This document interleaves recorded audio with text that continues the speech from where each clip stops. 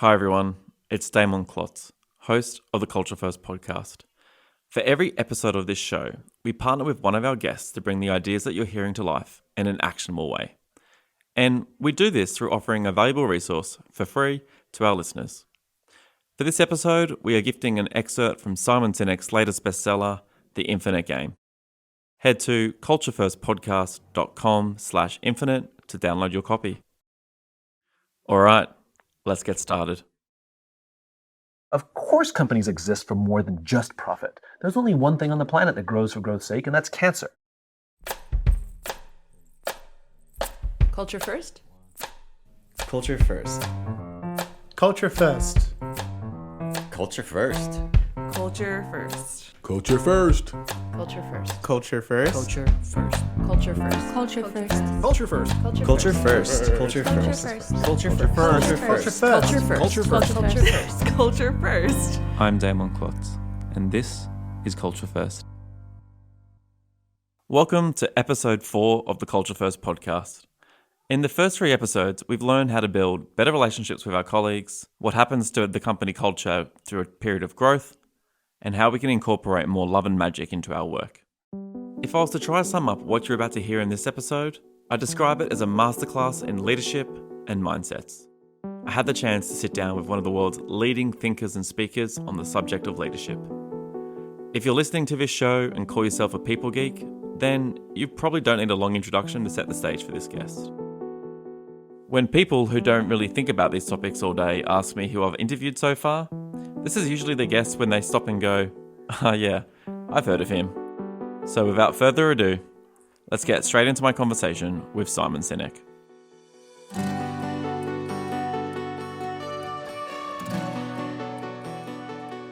So today I'm having a conversation with Simon Sinek. Thanks for joining me. Nice to be here. So you call yourself an optimist first.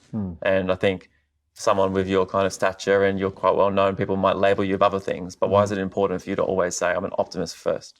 I don't want to ever be labeled or label myself by what I do. Because what if I don't do that anymore? Then I don't want my identity tied to my work.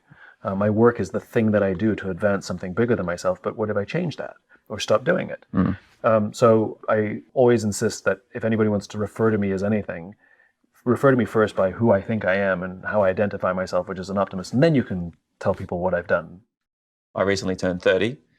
Congratulations. It's a milestone. It's a milestone. And I don't know, my thinking shifted.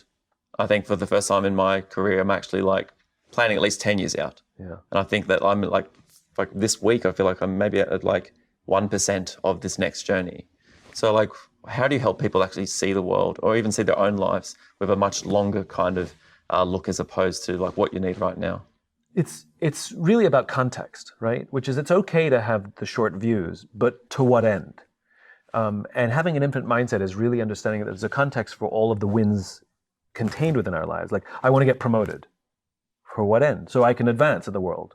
To what end? So I can make more money. To what end? So I can buy more stuff. To what end? You know? And ultimately, I hope at the end of that string of questions, there's actually some higher sense of purpose or cause, which is I do these things to advance something bigger than myself.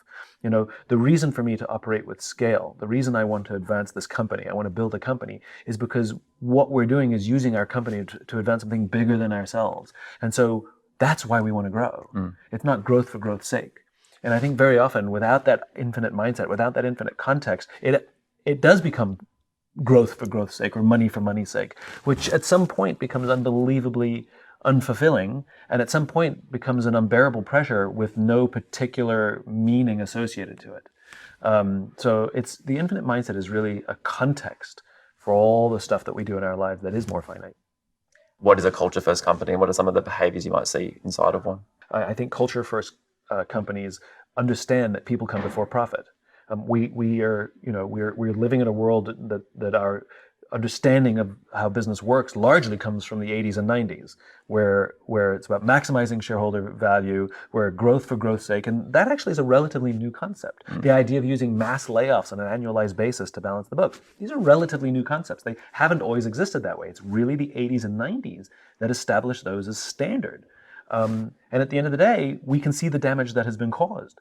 You know, from after the Great Depression until the mid-1980s, we had zero stock market crashes. Since the dismantling of Glass-Steagall, in the name of corporate profit, we've had three. We had 2008, we had the dot-com boom, and we had Black Monday before that. So you can see that we're actually creating imbalance in our system. And so what I'm trying to do, what you're trying to do, when we talk about putting people before profit, that's actually a better form of capitalism than we have now. People accuse me of being, anti-capitalist. No, I love Adam Smith capitalism. I don't like Milton Friedman capitalism. There's a big difference. Milton Friedman was an economist in the 1970s who theorized that the purpose of business is to maximize profit within the bounds of the law. What about ethics, right? Of course companies exist for more than just profit. There's only one thing on the planet that grows for growth's sake, and that's cancer, right? Companies have to exist for something else, and that's why we want to work there. But Adam Smith, when the capitalism he talked about, Thomas Jefferson owned all 3 volumes of The Wealth of Nations. The capitalism that Adam Smith envisioned, that's the capitalism that made America what it is today. And it is about people first. And I'm not talking about 90-10. It's not about the absence of money. Clearly you have to have money in order to stay alive. It's about will and resources. But there's a bias. There's a bias towards will, because there will be decisions, big and small, sometimes on a daily basis, where do we choose the people or do we choose the money? And it's not always possible to save both. So the companies that have the bias towards people, what you find is those companies have greater trust, greater cooperation, they're way more innovative, and in hard times, their people rally together. The companies that have a bias for money before people, trust sometimes suffers, cooperation suffers, innovation suffers, and in hard times, everybody's like, sayonara, I'm out of here. There's no loyalty, right? What I love about Culture First is it's another way of saying, put people first, and you'll be amazed at what happens. Organizations that put people first outperform the organizations that put money first over the course of time. Jack Welch, who was the CEO of GE in the heady days of the 80s and 90s and was seen as the poster child for how business should work. Well, GE needed a $300 billion bailout in 2008, and now we're not even sure that it's going to survive. So that didn't work out so well. It wasn't built to last. Yeah. That's the problem. What are some companies that inspire you that you think are actually, in this mindset? Because I'm also thinking about the places that we used to work, and you could actually work for like a very terrible place and be okay with it. And then those places have now either gone out of business or they've caused so much harm to the world that no one will want to touch them anyway. So what are the companies that sort of inspire you, who you think have already sort of made that shift? Well, some companies are there, and some companies come in and out of it. Walmart used to be an infinite-minded company, then it wasn't under Mike Duke, and now it is again under Doug McMillan. Microsoft used to be infinite-minded, then it wasn't under Steve Ballmer, and now it is again under Satya Nadella. But a lot of the companies that we really admire, it's the Container Stores. Airbnb has publicly said they want to be an infinite-minded company, and they're building an infinite-minded company. Patagonia, which we love. Sweetgreen's another one. They seem to have a cause bigger than themselves. I think a lot of people, like the brands that they buy from, are having a much bigger impact on their life. It actually says a lot about a person if you work there or if you use their products. Yeah. And, I think one of the core concepts that you've become so famous for is like people buy why, right? And I think for me, it ties back to a meaning inside the company. So like what advice do you have to someone who feels like there's a big disconnect between maybe their why and their meaning and maybe what they think the organization stands for? That's a multi-layered question. I mean, sometimes the organization has a clear why and I have a clear why, but they're incompatible. That one's an easy one. Go somewhere else, right? More often than not, we're not 100% sure what our why is. We haven't put it into words, and neither has the company. And companies talk a big game. They all have a purpose statement on their websites, but then we watch the way they make decisions and they don't seem to actually follow that purpose.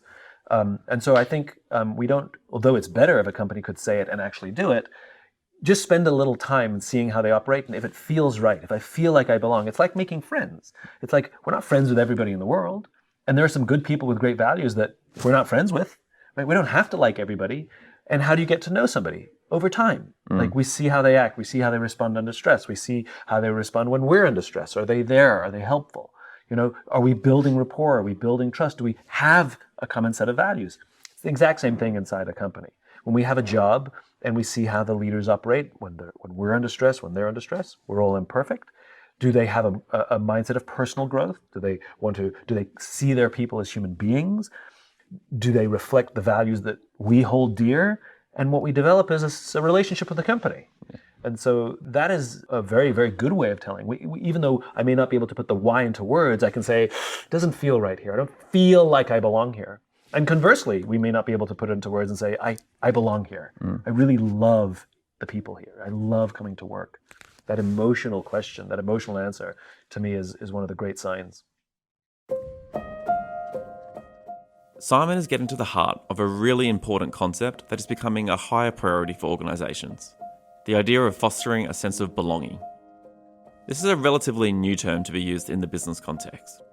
In the 2019 Culture Amp Diversity and Intersectionality report, we found that when it comes to measuring the diversity and inclusion of your workforce, a sense of belonging in your employee base is one of the highest drivers of not only an inclusive culture, but also a highly engaged one.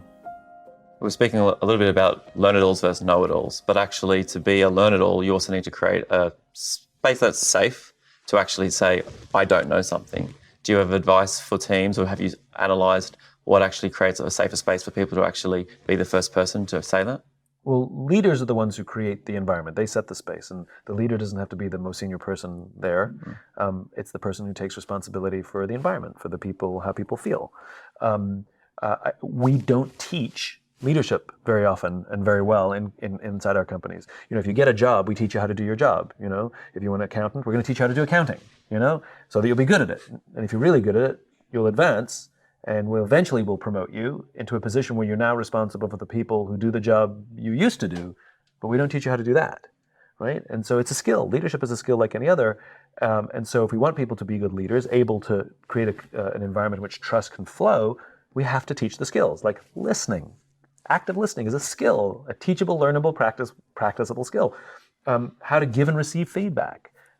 Effective confrontation. There's going to be confrontation. How do we do it in a way that doesn't inflame a situation or create something emotional where we can be adult about it, These are skills. So I think one of the ways we create those environments is we teach these human skills. I hate the term soft skills. And it's more than just a 2-day offsite and now you're all leaders. It's a regular curriculum. We also build it into the incentive packages. All we do is incentivize people, or we actually can't incentivize performance. That's impossible. You can only incentivize behavior. But we only try and reward people when they hit a number. And yet we don't consider how they act at work. Well, if we built into people's compensation packages your performance and your behavior, you'll find people will behave better. Yeah. You get the behavior reward. So I think these all factor in. But ultimately, it's about recognizing that business is a human enterprise. It's a group of people who come together every day in common purpose, with common cause, and all the same things that go into any kind of human dynamic, whether it's families or dating. It's all the same. Yeah. It's relationships, and so all the things that make good relationships, listening, effective confrontation, go into making trusting environments and companies as well. One of the hardest parts of managing employees is really around how do we have a performance development process that is free of bias and that actually recognizes employees for the contributions that they're making to the organization, to the team, and to the others that they get the chance to work with. We spoke about rewarding brilliant jerks, the people who bring the team down, but you keep around because they still bring in the results.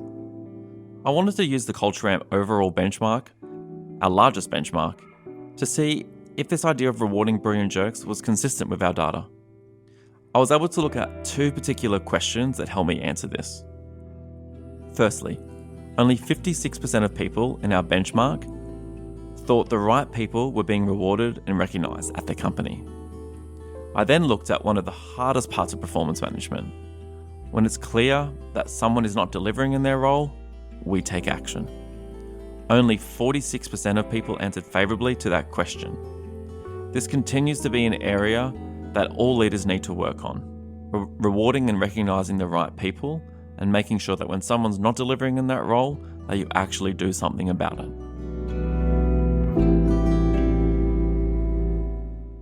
Are you familiar with the Australian company Atlassian? Mm-mm. So they recently got quite a bit of promotion around this brand new, human resource or people and culture policy, that they're going to stop rewarding brilliant jerks. So basically, they're looking to actually measure behaviors and how people are acting in the same way, or as like 1/3 of how you measure performance. Oh yeah, I mean, yeah, the toxic genius is unfortunately someone that we keep rewarding, and a lot of leaders don't have the courage to deal with it. They very often know who they are, and we say, why don't you get rid of them? They're destroying the culture. They're creating toxicity in your company, and they would say, but their performance is so good. They rationalize it, but it brings the performance of everybody else down. Yeah. Now, I for one do not believe that people who have performance issues or personality issues should immediately be fired. I think they should be coached. If somebody's struggling with their performance, we coach them just like you coach your kids if they're struggling at school. We get them a tutor. And if somebody has personality issues, maybe they're a toxic genius, we coach them. The time to remove them is they prove to be uncoachable. And if they think they don't need this, or people just don't get me, then it's time to, as Gary Ridge, the CEO of WD-40, which is very much a culture-first company, he says it's time to help them go work for the competition. All right, so there was a lot of great takeaways that we just heard. Let's do a quick rewind and recap to make sure that we got them all. Here's the notes that I took down. What do you stand for that's bigger than your role or your current title? Simon calls himself an optimist. But I know for me, sometimes a lot of my identity can be tied up in my work. So how do you actually make sure that you actually have something that you stand for that's actually above just the current work that you do? If that's a question that you're wrestling with, we're going to be talking more about that soon. The second point that I took away is the idea of what actually is an infinite mindset. For me, I'm thinking about it in the way that it really gives us the broader context for all of the finite games that we have to play every day. My third takeaway was the idea of we do a really great job of actually training employees for the first roles that they have inside of our organizations. But we have room for improvement when it comes to actually training them on the skills that they need for the future roles that we're going to be asking them to be stepping into. Finally, when is it time to let someone go work for the competition? It's actually not if they're a poor performer. It's the moment that they become uncoachable. Now, that last phrase really stuck with me. Reframing the idea of letting someone go and instead saying, maybe it's time to go work for the competition. That phrase was actually coined by WD-40 CEO Gary Ridge.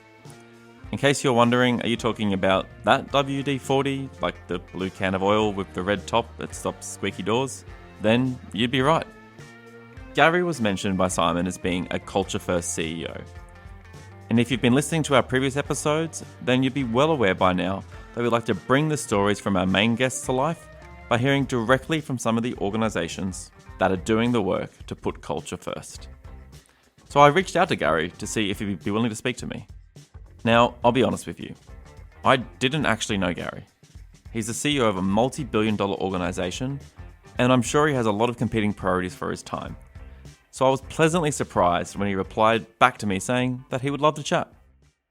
We have a promise to ourselves. We're going to build an enduring company that we're going to be proud to hand on to others. So, we're playing the infinite game, but there is also finite games that you play within the infinite game. And you don't build culture, in a day. It's not like you get fairy dust and sprinkle it over business and suddenly the culture changes. And, you might remember when we were at school years ago, you'd go into a science lab and you'd get a petri dish and you would, put stuff in it and you would grow culture. And it took time, but also you had to be very careful what you put in that petri dish, and you had to be very, very rigorous about taking out anything that was impacting the culture in a negative way. So, we believe that culture being about people, we call ourselves a tribe, not a team. And the reason we call ourselves a tribe is that one of the key benefits of a strong culture is the desire people have to belong. One of the biggest desires we have as human beings is to belong. If you think about Maslow's hierarchy to self-actualization, the first two rungs are safety and security. Am I safe? Am I secure? Can I survive? The third one is love or belonging. And organizations don't want to talk about that word love very much, but you can love where you are and you can love the people that go to work. So as a tribe, the number one responsibility we have as leaders is to be learners and teachers, because we want to teach people and have them learn. There's values. Accountability is, what do I expect from you and what do you expect from me? And are we going to be brave enough and in a trust position to be able to share that? And then responsibility is, I'm going to take responsibility for my actions. And again, it's not rocket science. You've got this incredibly large workforce and you've got these great values and behaviors that you're trying to consistently make sure that they show up across WD-40. What role do the managers play at WD-40 in bringing Ancora Imparo to life? Well, firstly, bringing learning or I always am to life is about what is the role of our leaders. And we don't call people managers here. We call them coaches. So you don't report to a manager, you report to a coach. And a coach's role, if you think about it, being an Aussie, you've never seen the Aussie rugby coach on the podium picking up the prize.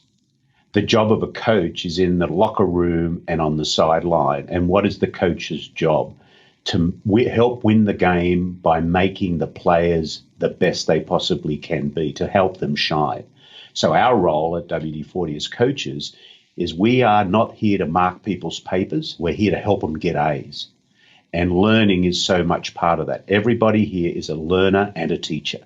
It's core to our tribal culture. I couldn't agree more. I think actually creating that learning culture where it's sort of built into the work and the coaches have that chance to actually bring that to life. It was a nice tie-in actually to in episode 2 of the Culture First podcast. My main guest was a lady named Ambrosia Vitesi, and she actually spoke about her time as a wrestler and how her coach said, I'm with you all the way up until the moment when you're on the mat, but then when you're on the mat, it's up to you.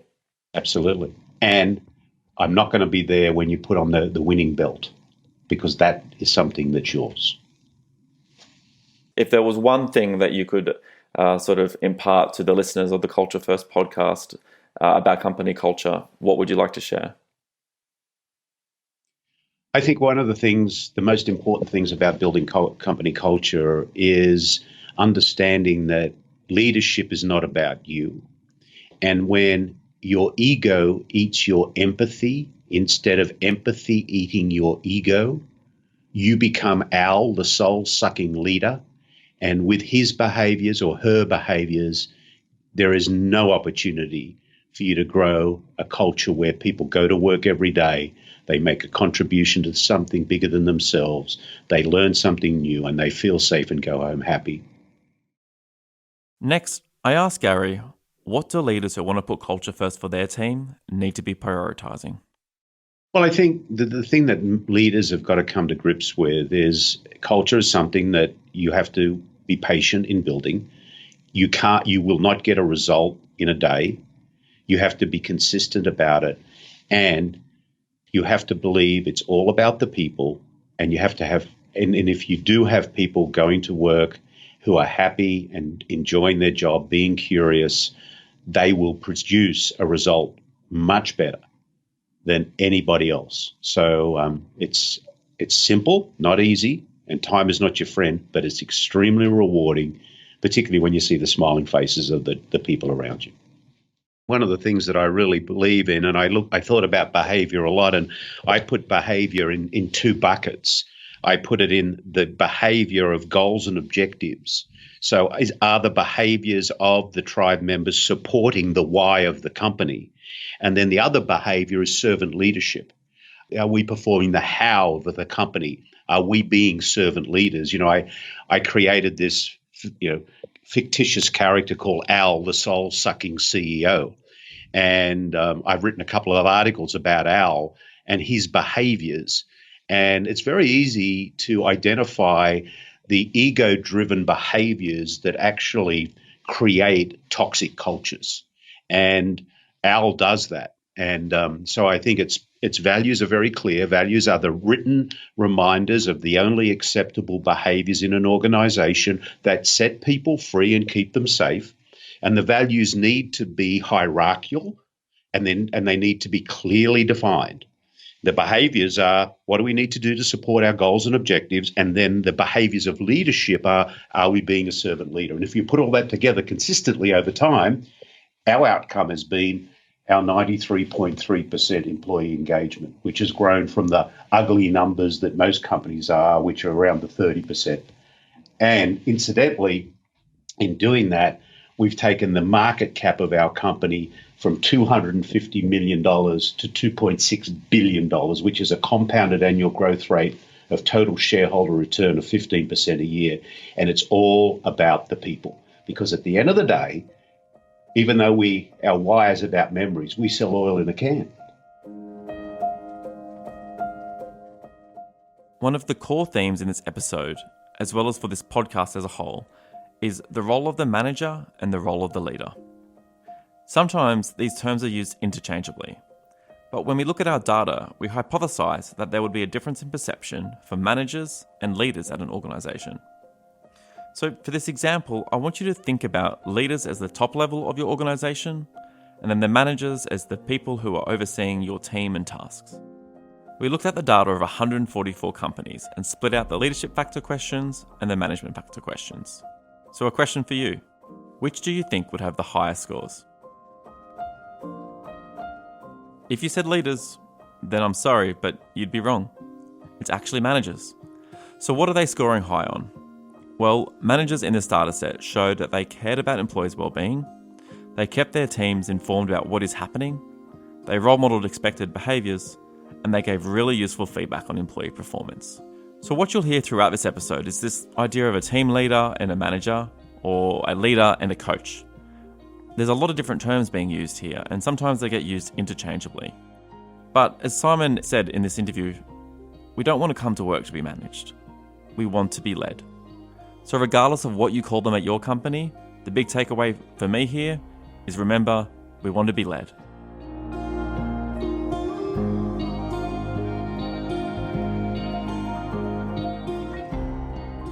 All right, let's take a little pause here. I'm sure your pen and paper or the notes section of your phone is full of great stories and takeaways from both Gary and Simon. And we're going to be hearing more from Simon Sinek later in this episode. At the start of this episode, though, I mentioned that this was an episode that was really a masterclass on leadership and in mindset.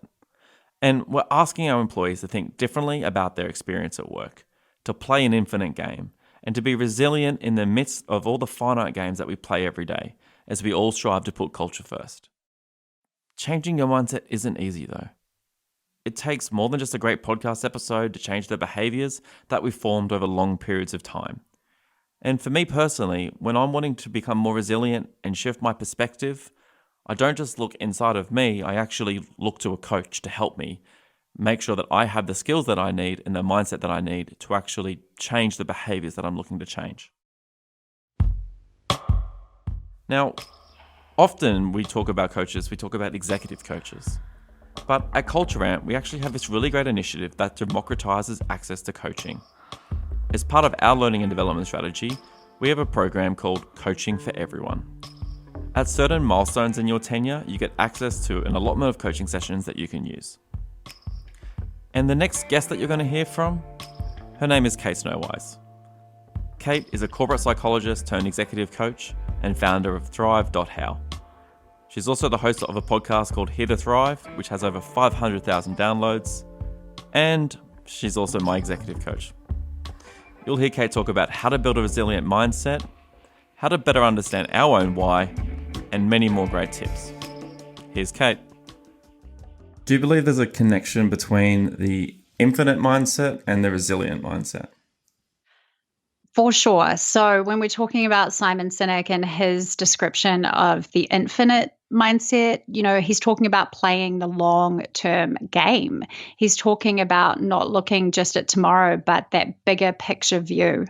And resilience requires the same thing of us. It requires us to be playing for the long term, to not give up, to not want immediate gratification or gain, but to see a longer term perspective. So I see them as very interrelated, I think is a really good word, and complementary. They go together. When I say this statement, what sort of comes up? up for you. So when you have a why, you can deal with any how. I love it. I also want to say, it's a Nietzsche quote, right? I did not know that. Yeah. So that the quote goes, he who has a why can bear almost any how. Oh, wow. And I agree with it wholeheartedly. Some of the most powerful stuff I've read on meaning in life and resilience demonstrates that it's the why that holds you strong. And that to me is very true. I think that when we have a why, it's like a grounding, it's like an anchor that keeps you steady in the wind. If you can sort of stay grounded in your own personal why, then life doesn't batter you around as much. So yeah, wholeheartedly agree with that statement in every way, shape, or form. I'd love to chat a little bit about the role of meaning and personal values and why, like exactly to that point, doing some of that deep work in terms of understanding our own meaning and what's valuable to us actually helps us become more resilient. And I know, for you, this is a lot of the work that you do with people is helping them really understand, like what does meaning mean to them and where do they find meaning and what are their personal values. So why do you think that's such an important place for individuals and managers to really start before they really start to train themselves on a more resilient mindset?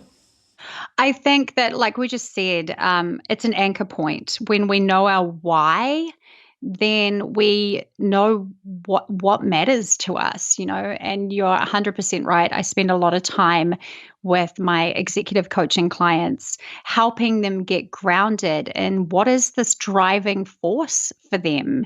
And that aligns very much with Simon Sinek's work around staying connected to your why as an organization and as an individual. Because when we're trying to motivate others and when we're talking about leading others, when we can connect to their personal why, that's when we mobilize this extra effort, this discretionary effort that people have, because we're all excited if we're living with purpose. We're all excited if what we feel like we're doing matters, and we literally get extra energy that helps us become more resilient in the long term. Whereas if we are just kind of turning up for a paycheck, let's say, if there's not something that really plays to that emotional meaning piece for us, it's very easy to let it go. And it's very easy to get burned out because it feels like effort.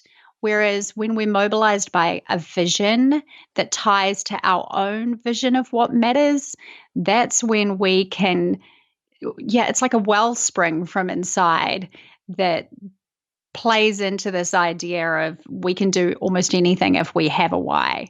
Yeah, I couldn't agree more. When I think about like how I've, when I've had to use a resilience mindset and when that's really helped me, I also look back at like, when did I need that mindset? And then when did I not need it because other things don't seem to bother me as much? And the things that were really stressing me out or the things that were really bothering me in my career, when I look back at them, I'd say that the vast majority of them were stressing me out because they were connected back to my why and back to my purpose, which then meant that I've got more sort of skin in the game. And that's why these things stress me out more. When other things that aren't as valuable to me or don't have the same connection to the meaning that I see in the world, they might be quite stressful situations, but to me, they just don't seem to bother me as much. I know that you can't work with every single employee around the world to help them understand some of these things. So if you could impart your knowledge onto a manager who's inside a company right now, who actually feels like maybe that the resilience level isn't as high on, within their team, or maybe that there's a certain employee who they feel like is really, is burnt out and, is drawing from the bottom of the well. What are some of the questions that you would encourage a manager to ask of an employee? Well, right there, I think you're right on. I think my advice would be to managers is that you need to take kind of that coaching approach, which starts with questioning. You have to question and help your employee get to the bottom of how they can help themselves and possibly how you can help them. So one of the important ways to question, I think, is when we're talking about mindset, it's helping them reframe their interpretation of a situation, and not in a way that minimizes their experience. But so often I know employees or team members will come to their manager and they're feeling overwhelmed. And so through that lens of feeling overwhelmed, they're only seeing the problems or the obstacles or the hurdles. And I think as a manager, we have the ability to help them look for solutions and open up their mindset, encourage them. And a lot of that's through questioning. So questions such as, okay, I understand the hurdles. Now, what could we possibly do to get around it?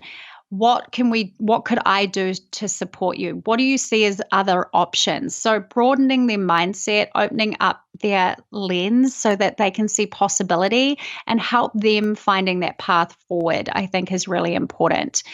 The other bit is the encouragement, right? So part of the mindset issue with when we're talking about stress or resilience is that often we feel overwhelmed if we feel like we can't do it, or if we feel like the pressure is too big to bear.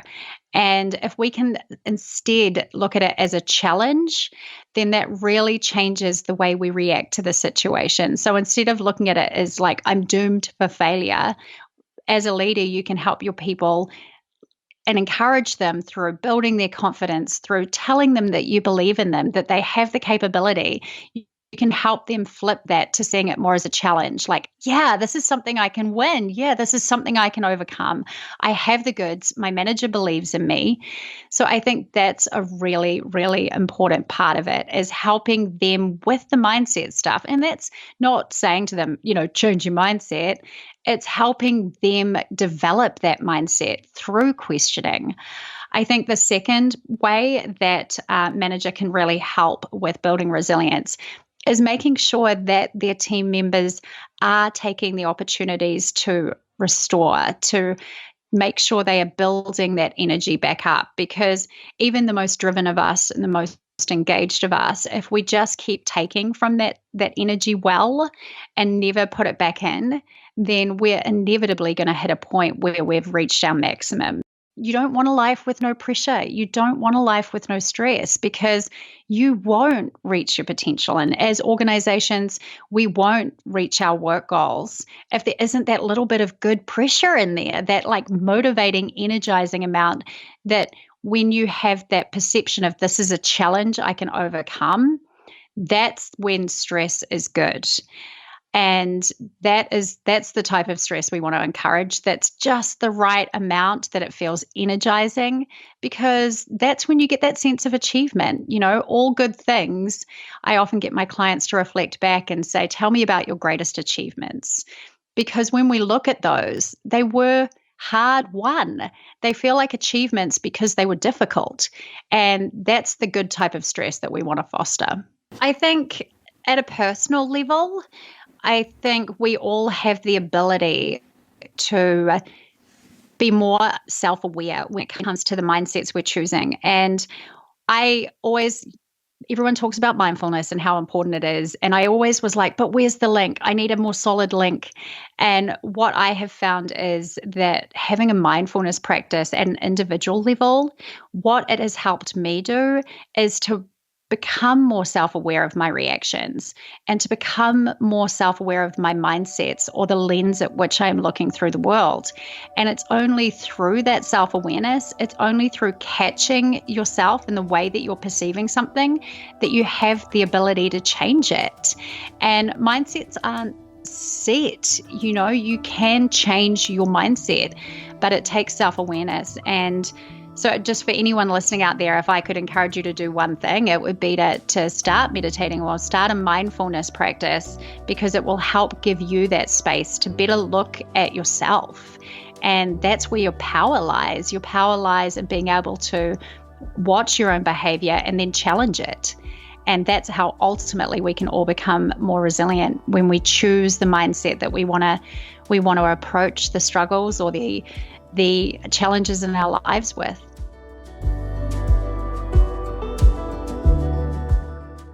That was Kate Snowise. For more information on Kate, you can visit her website, Thrive.How, or check out her podcast, Here to Thrive, wherever you listen to your podcasts.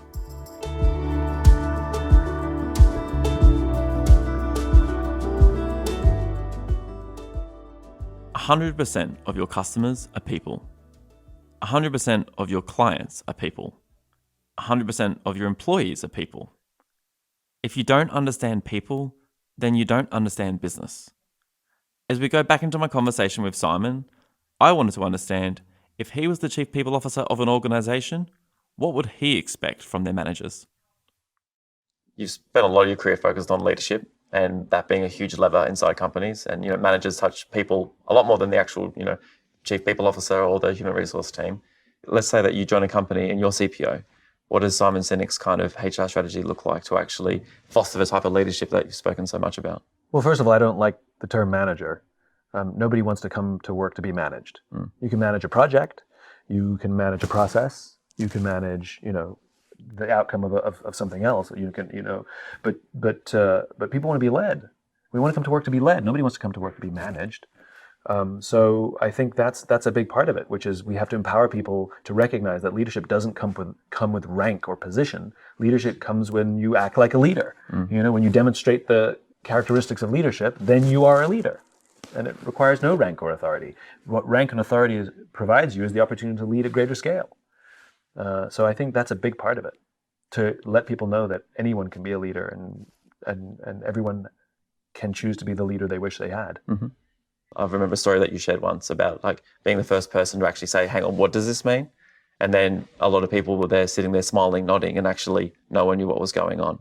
So being a know-it-all versus a learn-it-all, how would you actually try adopt that kind of idea at a company-wide level? Well, what we're talking about is humility. And my favorite definition of humility was given by Bob Gaylor, who was the 5th Chief Master Sergeant of the Air Force. And he said, don't confuse humility for meekness.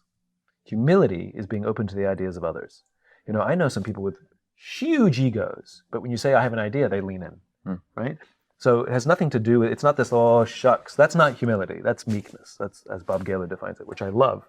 So to your point, I think one thing that we can all do is simply ask people what they think before we tell them. Before we come into meetings and we say, so here's the problem, here's what I think, what do you guys think? Too late. There's this wonderful story of Nelson Mandela. And Nelson Mandela is a very important example because universally he's seen as a great leader. Different people are seen differently depending on where you go, but Nelson Mandela universally. And he was asked by a journalist once, how did you become a great leader? And he tells the story of when he was a boy. He was actually the son of a tribal chief. And he tells the story of he would go to tribal meetings, meetings of the elders with his father. And he remembers 2 things. 1, they always sat in a circle. And 2, his father was always the last to speak. And if you think about the hierarchy that we accidentally create on long tables, and how senior people too often dominate conversation in meetings, even really good people, we can't help ourselves. And sometimes it's done with the desire to help. But there's something incredible about developing the skill of learning to speak last, where the meeting starts and a question is posed or a problem is raised, and you allow people to talk. And you can ask questions, but you can't give away your opinion for or against. There's none of this. Then there's no nodding. It's stone face. And what you start to find is people open up and they tell you what they think. And you get the benefit of all that thinking, which is amazing. And even if you stick with the original opinion, people feel heard. They feel included, which they are. So I think at a practical level for organizations of any size, to practice being the last to speak is just so fantastic. So is there a balance between kind of waiting back and being the last to speak versus knowing that you've got a good idea and sitting on it? Of course. I mean, the reason to share your patterns is giving. If it's only because you like collecting patterns, then it's really about your enjoyment. And if you're showing up with a giver's heart, you'll find that balance a little easier, I think. But also, there's no such thing as perfect. It also depends on the personalities in the room. It depends on the dynamics. It depends on the problem or challenge that you're facing. Sometimes you might be leading the meeting and sometimes you're not leading the meeting. Sometimes it's appropriate and sometimes it's inappropriate. Yeah. I think too much of anything is a bad thing. Sometimes we want to hear what you say, and sometimes we'd like you to listen. The company Chanel does a thing that I absolutely love. I can't remember if it's 30 days or 90 days, but they have a policy that new senior hires are not allowed to speak in meetings for 30 days. Wow. Like, we know you're smart. We hired you. You don't need to prove it to us. Absorb. Just shut up and listen. Yeah. And I think I have a suspicion that it might be 90 days, but it might be only 30 days, but either way, it's brilliant. And if you think about it, people do want to prove that, they've made the right decision by hiring me and speak up too much. And the fact that they make it a rule that we want you to be quiet, I think is just a spectacular thing. You speak a lot about the role that leaders play in actually making this change. So let's say that you've got a team of 10 and you actually want them to think bigger. And thinking bigger actually might mean beyond even this company, this team, or like the world that they know. How do you actually help people start to think and see the world in that way? Well, the company should have a sense of purpose or cause. There should be a vision that is an idealized state of the world that is practically, for all practical purposes, unachievable, but we will devote our company and what we do to help advance that cause, sometimes in the product, but just sometimes in how we operate. There's plenty of companies that make widgets that have nothing to do with the cause, but the manner in which they treat their people, the manner in which they conduct their business is the thing that they're using to advance their higher sense of purpose or cause. I've talked about this company before, Barry Waymiller. It's a manufacturing company with headquarters in the Midwest. And they make big machines. That's what they make. But if you ask the CEO, Bob Chapman, what does the company do? He said, we build people to do extraordinary things. And you say, well, how do you measure that? He says, well, we measure our success by how we touch the lives of people.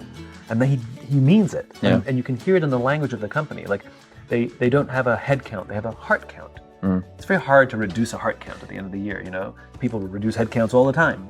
And so you can feel it in the way that they do business. And they're trying to, and Bob in particular is trying to get more companies to see business this way. Now, it has nothing to do with manufacturing. Yeah.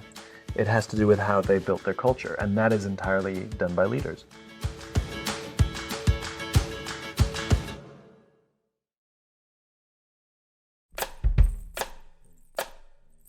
Well, that wraps up episode 4 of the Culture First podcast.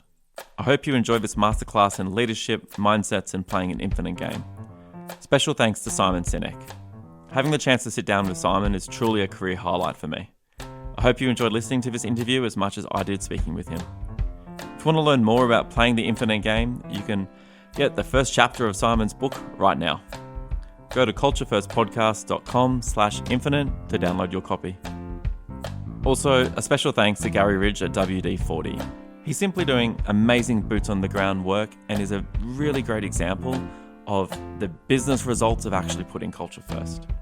So to learn more about Gary, you can visit his website, thelearningmoment.net. As a reminder, Culture Ramp is the leading people and culture platform. If this episode has you thinking that there's ways that you want to better support your leaders and teams, then you should definitely be checking out how Culture Ramp can help your organization. Head to cultureramp.com to learn more. I just want to say I'm really grateful for everyone's support so far. If you like this show, then please make sure that you're subscribed and share it with others in your community. Reviews are actually really helpful as well. So if you could take a few moments to actually leave a review about how this episode's helping you, that would mean the world to me and the team that works on this podcast. It ensures that more leaders around the world will have the chance to hear these stories to inspire them to create a better world of work. All right, everybody, we'll see you again in 2 weeks.